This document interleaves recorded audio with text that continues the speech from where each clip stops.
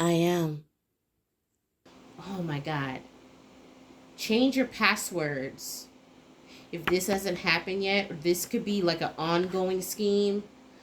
A lot of the online or digital payment companies like PayPal and um, Venmo and all these different companies, I've seen an increase in them contacting their customers, right? To tell them, hey, just to give you a heads up, like cybersecurity departments on all these companies are cracking down. Like the scams are on next level hypocritical.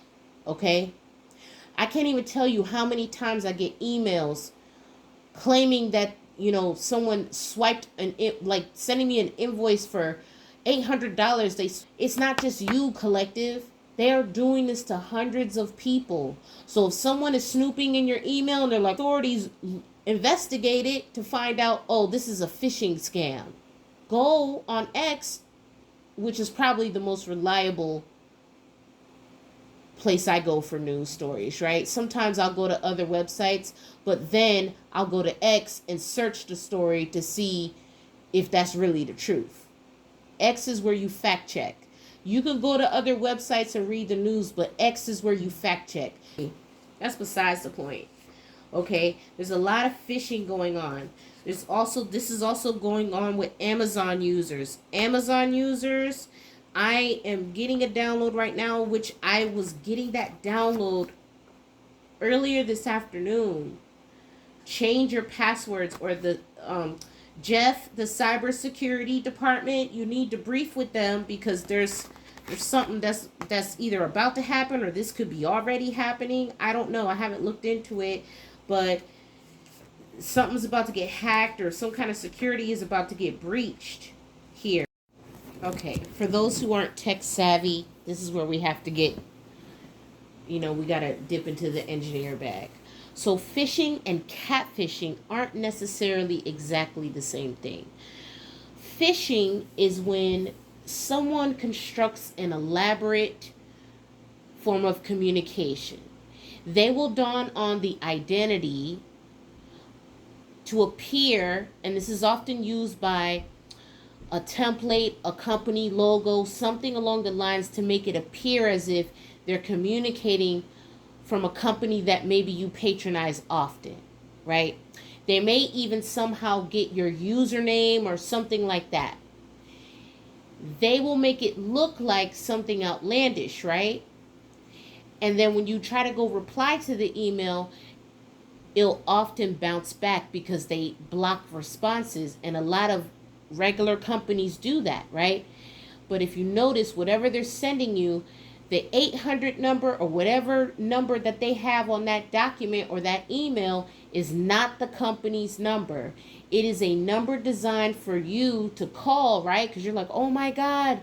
Some people don't look at those things. But when you are in cybersecurity, or you study this, or you're well versed on these type of situations, those are immediate things you look for. You want to look at the email that is sent from. Is it sent from PayPal.com? Is it sent from Coinbase? Is it sent from any of these places that may have important identifiers of your identity or your banking information or any of that nature? Some of these people may have the last four numbers of your bank account on the fake document or email. And if that's the case, I would definitely go to your bank and have your stuff changed. You could even print out a copy of the phishing email. The next step is, you don't want to call these people, because when you call that number without checking it first, they're going to pretend that they're from PayPal. They're going to pretend they're from whatever company that they're trying to. Basically, the whole point of the situation is to put you in a panic, because if they put you in a panic, you're not thinking clearly. You're quickly trying to eradicate a situation without fact checking first.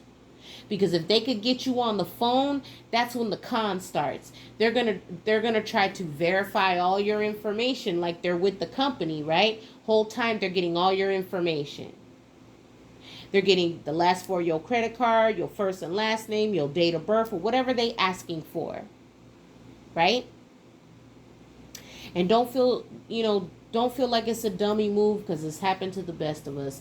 I've been gotten a few times, and that's why I've had to deal with a lot of identity theft in my life. Not just from exes and all that, but this is like something that they do. They need to go work a sales job, as good as some of these cons be. But you want to always check the email that it's coming from.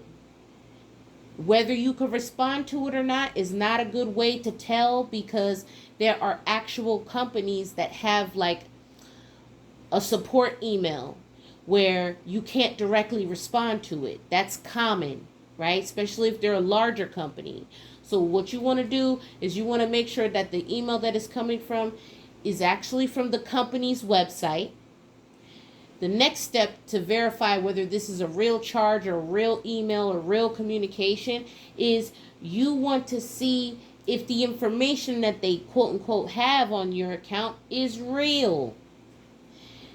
After you do those two things, you want to then Google the company or whoever they're claiming that they're from and put scam after it into Google and see if there's not other users that have had the same complaint. This is how you troubleshoot whether you're getting conned or not, instead of calling the 800 number that's probably making you assume that it's customer service. That's another thing. Whatever number's on that email, you want to Google it and make sure that's the same 800 number that's for that customer service for that company, because I can guarantee you it's not. Now, if you go through all those things and you can't verify whether it's a scam or not, the next step you want to do is you want to go to Glassdoor.com. Okay, remember this, Glassdoor, because it's not just emails. When I was looking for new contracts, they have this on LinkedIn, they have this on Career Builder, all those websites where companies post job positions, right? There's scams there too. I went through a whole 2-hour Skype interview for a company, right?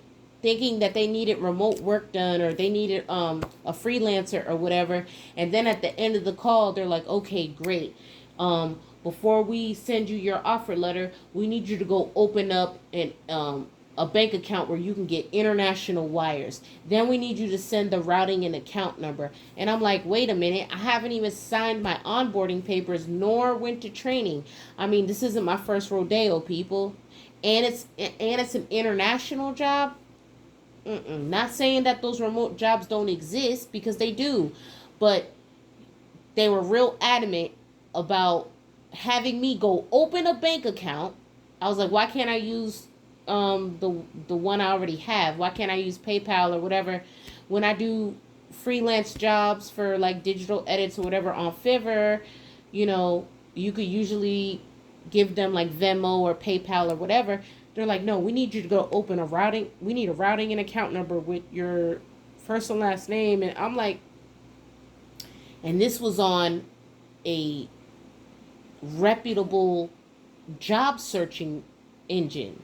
So scams are everywhere. You have to be able to determine what's a scam and what's not a scam.